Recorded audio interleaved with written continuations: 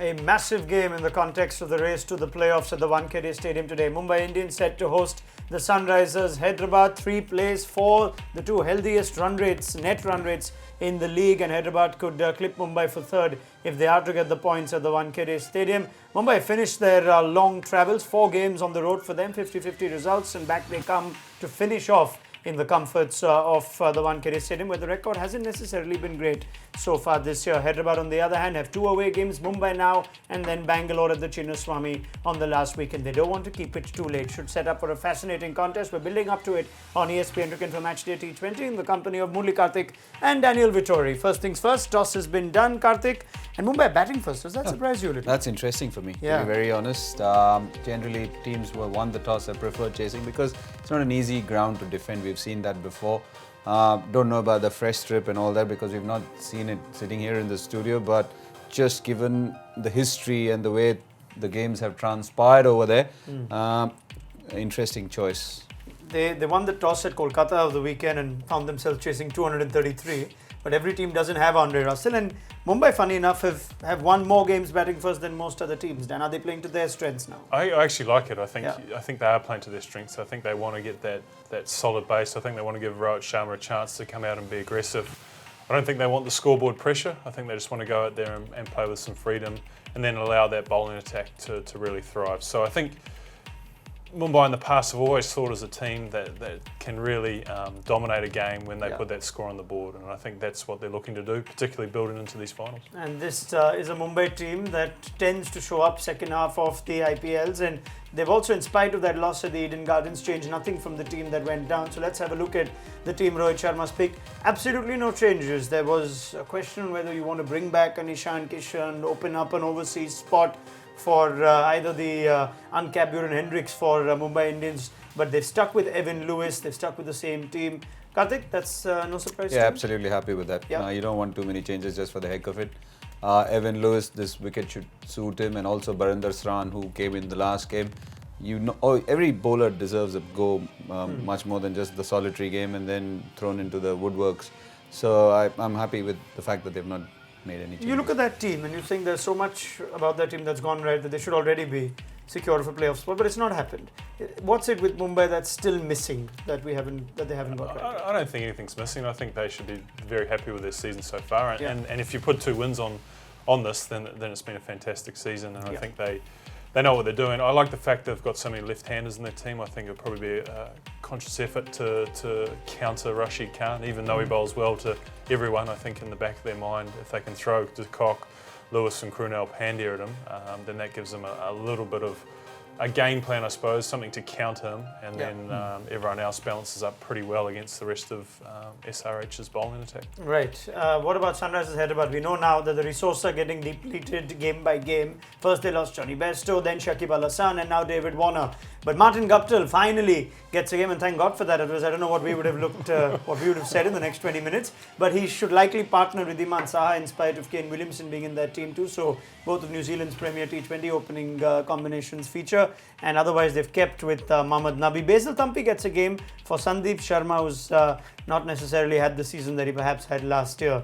Abhishek Sharma also holds on to a spot. No place for Deepak Hooda or Yusuf Pathan. Guptill's in, Dan. You're happy to see that? It was expected. There was a case or a temptation for death for Billy Stanley, though. If he wasn't in, then I'd have nothing to talk about, and all the previews would be lost. I'm glad he's got his chance. I think we did talk about the fact that his international record is second to none. The way he's played T20 cricket and one-day cricket all around the world has been fantastic, and now he gets his chance in the IPL. A lot of people would have thought he would have had more chances up until now, but it's been a limited set of games, but I think if he plays well in this game, then he could get the chance throughout the rest of the tournament, and it is at Wankhede. He loves the pace coming on the ball, and he loves to chase as well. So the scoreboard will be in front of him, and it'll dictate how he plays, so great opportunity for Guptill in this game. You go with that? Guptill at the Wankhede, a more potent force than Guptill elsewhere, perhaps? Look, I would just go with Guptill anyway. So, it's just that for him, if he had to choose a better venue to come back, you couldn't have chosen a better one. As Dan rightly said, coming on, that's exactly what you want. He's such a strong player, down the wicket, hits, and on the up as well. He's such a tall man, and also brilliant in the field. It all adds up. If you had to play somewhere else, you can't help it. That's what it is. But just very happy to see him because I've been wanting to see him for the last 2-3 games and it's not happened. It keeps in line their redheads as well, Bairstow, Warner, Guptill. That's all three redheads. That's the sort of analysis that we're paying you for, you bet. So that should have been kept for the quiz. No, this is too deep Spot for the that. odd man. You could clearly tell Dan's missing being on the quiz. He didn't have the quiz, so he saved this nugget to start off today's show with. Martin Guptill's been in good spirits though, in spite of not getting a game and warming the bench for a large part of the season. We did manage to catch up with him, and he was eagerly awaiting for the time that he actually gets a game in the middle. Sometimes cricket's so fickle. It doesn't matter. No, you can feel terrible in the nets leading into a game and go out and score one of your best hundreds that you've ever played, and you can be in good form and you can go out there and nick off first ball. So it's one of those games where it doesn't necessarily translate. The stuff you've been doing, it doesn't necessarily translate to out in the middle. So it's all about going out there and just trying to trust your game and having a bit of fun while you're at it. We've had a couple of conversations and it's looking more likely that the second half is where I'll get my chance. So I'm just still trying to keep my rhythm in the nets and make sure I'm hitting the ball all right when that opportunity arises that I'm ready to go. I'm not going to put too much pressure on myself to go out there and score a run straight away. I'm just going to try and go out there and have a bit of fun and work with the other guy at the other end to try and put a good solid partnership on the board and hopefully put our team in a good position to win games. Well, he's come at a time where he has to hit the ground running. They need the points, the Sunrisers Hyderabad. Dan, so many players tend to warm the bench knowing that this could very well be their role, come in very late, but how does it affect a player? What do you expect out of him? He's an experienced international yet. He spent so much time just sitting. Is it unreasonable to expect him to perform right away, even though that's what the team needs? No, I don't think it's unreasonable. And I think a lot of teams now select players who they feel can sit on a bench for an extended period of time and then come into it. And those sorts of players tend to be experienced players and guys who can handle that for a long period of time. Not everyone can do it, and some guys give up on the tournament and you lose them, but I think Guptill's the sort of guy who would have given everything. He would have trained hard, he would have fielded as hard as he can, and I think the combination of those things would have led Tom Moody and Kane to say he's the right guy at the right time. First poll underway on Facebook. If you're watching, get busy. That's what we're asking you. Are SRH the same force without Warner? This is a tough one, right? Let's see what it goes. Those are the two reactions. Get busy. It's slightly one-sided question, but we'll see if there are some other observations that come through that. Just quickly, as you finish the Martin Guptill chat, has it surprised you as to how little Martin Guptill's actually featured in the IPL? 10 games, some for Mumbai, in fact, but he hasn't been hot property in spite of the prolific T20I record he possesses. Yeah, and that is something which you have to look at from the beginning of the season, isn't it? They decided to go in with Johnny Bairstow and there was no looking back. If Johnny Bairstow hadn't gone well in the first few games, if he had struggled, then possibly he might have get a look in. But with just 4 overseas players, sometimes you just wonder what to do. Kane Williamson missing. They went in with Nabi and his guile over there. And with Johnny Bairstow and David Warner forging such a strong alliance, he never got a look in. But having said that, should he have got a look in the last 2-3 games when Johnny Bairstow went? I possibly felt that. That didn't happen. I'm glad that it has at least happened now. And if he can be instrumental in SRH's win, I think that'll be brilliant for SRH and just seals the playoff spots. All right, we've talked him up so much now, he's probably going to nick one first ball as Martin Guptill, but we'll come to that conversation a little later. Let's hope he gets a good run. First game in the IPL for the New Zealand opening batsman. Let's move to our next match day match point. Manish Pandey's resurgence is perhaps something that Sunrisers Hyderabad can bank on, just for the fact that he's managed to get the runs in the last 3 games, even though they've not had the results in all 3 games. But a return to the side, it was a bit of a statement made, I think, by Tom Moody and co. Dan, that we thought Manish Pandey would get into every game. Then they see a lack of form or a lack of runs, you bench him. For no real reason, he comes back in. And then he gets the runs. Does that work? Is that one of the things that coaches just do to get some of the better or high-profile Indian players performing? This is not that in-depth analysis, but no, I think he's probably done nothing different. Okay. I think he just he came in at the right time when he scored those runs, and things would have gone to his way in those games. Manish Pandey is an extremely good batsman. He's been successful for a long time. But I'm trying to get he found himself out and then found himself in for no apparent reason. And does you sometimes drop a player just to sort of get more out of him? I think in the back of your mind you tell yourself that, but I think sometimes what it does for a player is it just resets them because they're feeling the pressure. They know they're not playing that well. Well, they're not scoring the runs. They may still have confidence in themselves, but once you drop them, and then they come back in, it's almost like you reset the clock. So they're not feeling that pressure to score runs. I've already been dropped, so now I get to start again. So I think coaches will use that a little bit, but I think ultimately good players in the back of their minds think they can perform in any situation. Yeah, you've seen enough of Manish Pandey, different batting positions. We'll just dig out the numbers and have Kartik get in on this too. Because at number 3 is where he's got his runs recently in the last few games. But overall, we're just looking at Manish Pandey in IPL 2019. There's a huge difference between him at 3 and then 4 and 5. Was he a victim of not batting in a suitable enough position, or is that not an excuse for a player of Manish Pandey's level? Look, it's not, I don't think it was a big deal, to be very honest. It's just that sometimes you're out of form, sometimes whatever is afflicting you. Case in point being Ajinkya Rahane, he was still batting at the same spot, wasn't getting the runs, and then suddenly you're stripped of the captaincy, think that certain things are taken out of you, and you just feel relieved, or as Dan said, you reset yourself and say it can't get worse than this, it can only go upwards. And then you think of it in a very different way. It happens to everybody. Look, sports people, you don't have a switch on where you get the same, or you churn out the same performance every day. It never happens. It's more than a skill game. Ultimately, it's a mind game. When mind plays tricks with you, the skills go for a toss. So it could be a case of that. And I think Manish Pandey is a good enough player to bat at any position. It's just that there's something which he has reset, and he's back strong. Okay, and that's exactly what it is. He's most definitely come back strong. Couple of half centuries, albeit in losing causes, but he's looked terrific as Manish Pandey. Against pace and spin, break down the numbers as we continue the Pandey chat. We're looking at strike rates, and the strike rate against spin is something I'm curious with Dan, because the first half of the season he used to come in 4-5, often play spin early, and he liked to take his time, work around. There were a few run-up ball innings. Last few games I've seen him come in, he's taken the spinners on straight away. This is either a message or that just comes with batting 3 that you're going to play your shots. Would that be the way to teach I think Manish? so. I think probably with him confidence from a little bit, a few runs. I think the shot he played off Imran Tahir has been replayed a lot, and I think that's a sign of a batsman who's feeling good about themselves, to take that on, to take the full ball on. Because when you're facing Tahir, you feel like you're under pressure. So I think to be able to relieve yourself of that and just play with the full face and hit it down the ground shows a sign of that clear mind, like Kartik mentioned before. So I think all those things factor into it. It's also who he's facing. I think there'll be times there where he's faced the bowler before, he knows what he's doing against him, and he feels confident. And probably the vice versa, when he hasn't scored as well, he's just feeling himself out. The game situation, all those little things. So we need to go a little deeper to find out exactly what he's done. Last thing on him, if he's going to bat 3, does that push Williamson to 4 and make it a slightly... Because you'd rather have Williamson bat up as well. I mean, that's the thing that I think SRH should probably back themselves in the corner a little bit with their batting order, with Saha doing so well in the last game, Guptill coming in. But if you look at Kane's season from last year, if you can get that, then you replace Warner straight away. So you'd love to see it, but knowing Kane the way he is, I think he'll defer to other players and try and fill in a team role. Needed. So he'll probably bat 8. Yeah, all you New Zealanders are exactly like that, probably bat 8.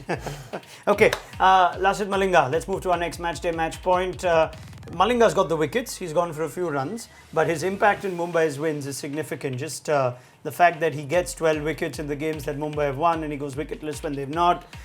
So we've had this discussion before, haven't we, Kartik? Lasith Malinga is not the bowler he once was. He's going at an economy of 9s. But what's... 10s actually. 10s, yeah, 9.5, 9.7. Yeah, which generally you don't expect from him. Is that making Mumbai's life that little bit harder, or is he still someone who is valuable? Is Barinder Saran become a component because Malinga alone cannot be relied on as the second seamer? Look, I think I'm pretty sure that somebody like Shane Bond and company and Mahela understand exactly what his value is. Yes, he's not the same force he was, and nobody can be with him aging and having lost a lot of pace. But still, what he brings to the table, along with Jasprit Bumrah, is a lot of experience, a lot of what should I say, trickery down the... It's a tough place to bowl. In the end, or whatever, IPL is getting tougher by the day when it comes to hitting. In the end, batsmen are that much stronger and that much more adept at hitting players like or bowlers like Malinga. Even Bumrah can be hit. Anyone can get hit. So the thing with him is that he's a wicket taker. And if you're a wicket taker in the end, and if you can stop, there have been a couple of times when he's taken 4 wickets and just put the brakes on the opposition, and that's exactly is valuable. Even if you go for a few runs, if you're able to get the wickets, and somebody like him has been a wicket taker all his life. What's Malinga's biggest weapon right now? Earlier it was the fact that he used to have that ridiculous slow ball, which was so much more different from the stock delivery. But with the years gone by, Dan, the pace has dropped, and therefore we're looking at Malinga's use of the slow ball, and it looks like it's 56% now. I'm guessing it's a result of age and other things, but more the slow ball, also more the runs. Explain that. Look, I think he's obviously using it a lot more because his quicker balls hasn't been as effective. So he's seen that as his stock ball in a lot of ways, and I think that's the experience that he's brought to the table. I think the other thing is that he's bowling the hard overs a lot more than he has, and I think, you know, in the past probably Boomer and Mitch McClenaghan took that role. Now Malinga's come in and done that. So I think he's looking at the death overs on the certain wickets they're playing. And even Wankhede, where it's a bit bigger, squarer, that he wants to use that slower ball to bring that into play. And I think, once again, that's a sign of that experienced bowler, the person who knows his game and is trying to adapt. And I think part of that will be Shane Bond's influence, his understanding of him as a bowler, as well as using a lot of data in the background to see what they can use to get the best out of him. He's got a lot of wickets off the slow ball. We'll keep the Malinga chat going, but just looking at some more numbers quickly. Yeah, also adding to, you have to look at Malinga before, where his stock delivery, the quicker one was much quicker than what it is now. Yeah. So when you compare that to the slower one, there's a stark difference. Now the faster one is not as quick, so the slower one doesn't have that kind of effect when you have the difference or the change in pace. So I think that's one of the reasons as well why he's bowling more slow ones, and his slow ones are also getting possibly hit a bit more. Can you use Malinga in easier overs? Looking at the rest of the bowling that Mumbai have, he's going for runs. Could you use him somewhere in the middle, not make him bowl top and bottom? No. I think they've set themselves up that him and Bumrah have to bowl those death overs. I'm not sure they want Shran unless it's on probably a slower wicket where he can use his off-speed stuff.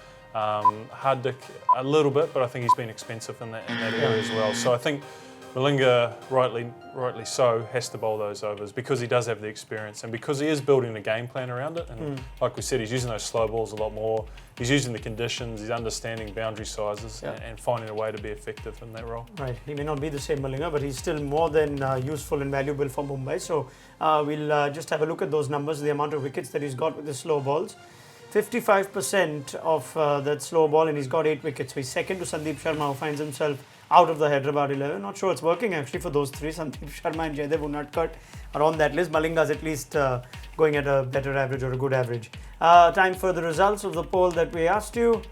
Well, 33% of you think 67% of you think SRH are still the same force without David Warner. That's interesting. It's a lot of faith put into Martin Guptill and the rest of the team, but good on you. Let's see how that works out. Next poll coming up, Mumbai and Sunrisers. Just put in your reactions according to who you're backing. Yes, Dan? I was going to say, they've been listening to us. Yeah. They're backing Guptill. They're convinced. They're probably thinking David Warner got too long a run. Right. Okay. Next match day match point, and that is Quinton de Kock, who is Mumbai's leading run scorer this season, but his stop-start season for Mumbai. Just digging out some numbers for Quinton de Kock, and I love Dan's thoughts because we were all a bit flabbergasted that RCB actually traded him in the first place. But de Kock's scoring range, 3 times less than 15, 4 times gets a start and gets back, and 5 times he's managed to get a 30-plus score. He seems the kind who has an impact initially, and then the longer the innings goes on, he's not quite having the same effect, Dan. But thoughts on Quinton de Kock? Well, I think that epitomises the way he plays. I think he is so aggressive from ball one, and he wants to play with that. Not carefree is not the right word, but he wants to go out there and dominate a game. And when you have that mindset, then those good days are amazing, and those bad days don't look as good. And so I think it's a role that probably Mumbai want him to play. They want to go out there and take the pressure off Rohit and whoever else is in that top 3. And I think in a lot of ways he's had a fantastic season. I think he's probably given them exactly what Mumbai wanted when they traded for him. Plus, I think he's arguably the best keeper in world cricket. So when you package that all together, that's a really good trade from Mumbai's perspective. De Kock and Dhoni? Very, very different. I think de Kock is obviously more agile, spends a lot more time standing back. Some of his catches off the fast bowlers are terrific. The best I've seen. The best since I've always thought Brendan McCullum was the most athletic wicketkeeper I've seen, and now de Kock's rivaling that. Dhoni just doesn't make mistakes. I think he does it in a different way, but he never makes mistakes. Yeah. Do you get the feeling sometimes that de Kock could be more impactful if Rohit Sharma was having one of his stronger seasons? Look, it's a tough one over there because Rohit Sharma, yes, he has not had the kind of starts, but as Dan said, this is what exactly you want from Quinton de Kock. Whether Rohit Sharma is going to bat in a different way, I don't think it's going to make a huge difference to the way Quinton de Kock is going to bat. So he's been asked to bat in a certain way, that's the way he bats, and he can literally take the game by the scruff of the neck from the opposition, and so I don't think it's a big, huge... Pace versus spin for Quinton de Kock, which gives us an indication perhaps on just firstly how often he's been dismissed. 6 times to pace, but the average is 46. Now 5 times to spin at an average of 23. And de Kock never struck me as the kind of guy who has a weakness against spin, Dan. I don't know if you agree or not, but is he guilty at times of going too hard, too early? Would you like to have a word with someone like de Kock and say, you can actually bat longer, you're not just there to maximize power plays? I think so, but I think once again that's the role he's been set up for, to be aggressive the whole time. And you're right, I don't think he has any weakness against spin, because you look at his track record against India, for South Africa, he's always been dominant in those roles. So opposition teams look at their off-spinning all-rounder and see if they can utilise them against them, because they see that as an option. But I think Quinton in his own mind will be aggressive against spin, irrespective of who's bowling. And I think once again, going into that team game plan, understanding how Mumbai want to set up the top of the order, I don't think they'll worry about that at all. I think they'll continue to support him being aggressive. The shots that he's played against spin, we got numbers on that as well, because he tends to sweep quite a bit. Let's just have a look. This is de Kock against different types of spin, and you could see the average isn't exciting, the strike rate isn't big either, so he hasn't been dismissed to orthodox spin, left arm orthodox spin. There aren't too many of those around, but we'll just give you some more numbers on how the shots that de Kock playing the sweep shot, and a strike rate of 173, an average of 17. So plays the sweep shot, plays big. You've worked with him closely. He's the kind you can talk much to, de Kock.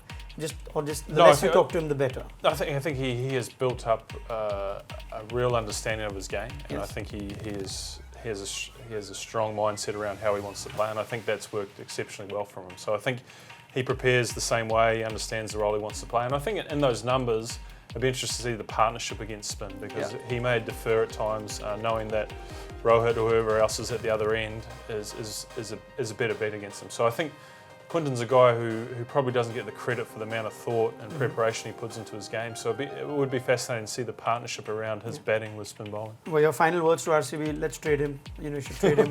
No. They weren't. No. All right, I thought they would. Okay, he's going to be up against Khalil Ahmed in the new ball, and Kartik, Khalil has had a completely different effect for Sunrisers, and it was a welcome and a refreshing one, because Sid called in half the season. You had Sandeep Sharma, who's not had the season. He's found his way out. 33% of the team's wickets. This is something else in the 6 innings that he has played. What an impact. Very, very much so. Very much so. And initially there were some thoughts and murmurs that why isn't he playing? Yeah. But from the time he has come on, kind of wickets he has taken, the way he's bowled, I think he's been super impressive. He seems like somebody with a lot of enthusiasm. And also, I think he's worked really hard on bringing the ball back in. I remember that game against West Indies where he got, I think, 4 for nothing. And he was getting the ball to shape in. He's acknowledged the help which he has received from the likes of Zahir and company. And I think he's made that to good effect for the fact that in spite of being a late starter in this IPL, he's had one of the reasons why SRH have started doing well, because it was only a 2-man bowling attack. Now at least they're a 3-man bowling attack and searching for the 4th and the 5th. So it's good to see Khalil Ahmed, and it's also taken away the fact that Bhuvaneshwar Kumar has not been getting wickets. He's been economical, but the Bhuvi we have known getting wickets in the power play, that has not happened this year. Khalil has filled up for him. Strike me someone who's got a bit quicker in these last few games, or is it still sticking to what? No, I think it'll be around the same thing. It's tough to make out in a T20 game because bowlers are trying to vary so much, and depending on the situation and the wicket. But yeah, he seems to have something in him, and definitely getting the ball to come in a bit more than when he initially burst onto the international scene. Okay, how have Sunrisers used Khalil Ahmed is one question. So let's have a look at how he's been bowled and how he's used. 13 overs in the power play, economy of 7.8, but he gets the early wicket. Would you take that, Dan? If you're an opening bowler going at 8s and getting you... I think so. I think when he's complemented with Bhuvaneshwar, I think that works exceptionally well for them. So I think they really...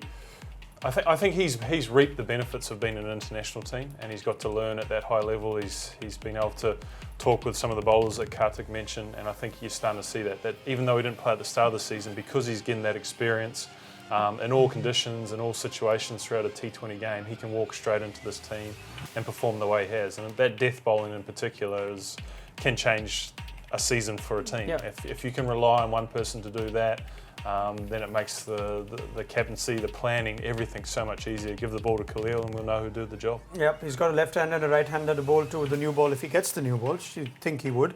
But Khalil Ahmed against left-handers and right-handers. So the left-handers take him at an economy of 10.5. He has got 5 wickets though, for what it's worth. So the average is good. The economy is slightly on the higher side. The use of Khalil, would you give him a longer run perhaps in the power play? Now that you've got Basil Thampi in for Sandeep Sharma, who could be an option at the death? I think he would bowl maximum of 2 overs. Okay. I would assume if the ball is swinging and if he is able to make an early impact, and the fact that he has made early impact, at least 2 overs is a must. In the end, you've got Bhuvneshwar Kumar, Basil Thampi, so yeah, you can try him, possibly the extra over in between. Yeah. I wouldn't say 2 overs in the end, possibly 1 over in the end after the 16th over, after that, immediately after the timeout is a good way to use him. But yeah, definitely 3 possibly in the first 10. So sticking to Basil Thampi, we haven't had much of a word on him. We Yeah, spoke about Guptill coming in, suddenly 13th game of the season, make an impact. He's still an experienced international. You got Thampi now coming in saying, you got to get the goods, we need the points. Yeah, and again, they had him as a reserve, didn't he? Didn't they? So last year when he came on, we saw his steering fast Yorkers at will. Hopefully we get to see a lot more of that, because he was a good addition, a good reserve or a standby for the rest of the lot when they were doing well. So this year, Sandeep and Siddharth Kaul haven't had the kind of impact they've had in the previous year. So yeah, it'll be good to see what Basil Thampi can do today. And credit to SRH for their squad building. I think sometimes we forget about all the planning and effort that goes into it, but to have Siddharth Kaul on the bench, Sandeep Sharma, and now to bring in Basil Thampi, and feel like you've got that experience coming into a group, and it's not a gamble. It's like, okay, Basil's in today. We know what he can do. He'll be effective for us. To build that squad, as well as Guptill coming in and all the other players that have come out, it's a credit to that planning from the SRH management. The one thing we do know is that they need just about every hand on deck with the amount of people that have gone back home from this team. So well done again to Sunrisers, but we've come to expect this from them. Right, 11 players from which to pick the Fab 4 from the Sunrisers and another 11 from Mumbai. So let's see who Dan and Kartik are going to go with. I wonder who finished on top yesterday. Do you remember the Fab 4? Close. Dan won it, yes. Kartik, Dan won it. All right. Yes, yeah. So then in which case you can go first. Go for it, Daniel. I've got to go Rohit then. Rohit Sharma? No, this is greedy. I'll take Boomer as well. Take him. Yeah. And from Hyderabad? We'll have to take Guptill after all that you've said. After all the conversations and Rashid Khan. Very well. That leaves you plenty of options, Kartik. I'm going Riddhiman Saha and Manish Pandey. Okay. And from Mumbai? I'm going Evan Lewis and Quinton de Kock. Ooh, very interesting. So we split 4-4. Many thanks to Dan Vittori and Murli Kartik. Get their thoughts at halftime. Game already underway. Catch updates on ESPN-Cricinfo.com on the way out.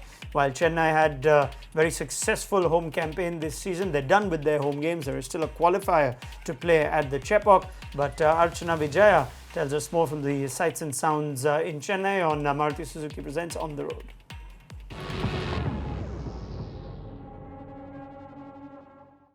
To me, the first thing that comes to my mind is the system that's in place in Chennai, that the TNC has the league division, which is from 6th division to the 1st division.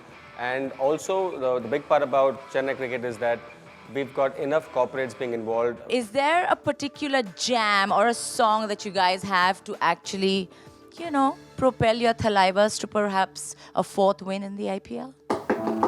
Chennai Super Kings ku periya whistle adinga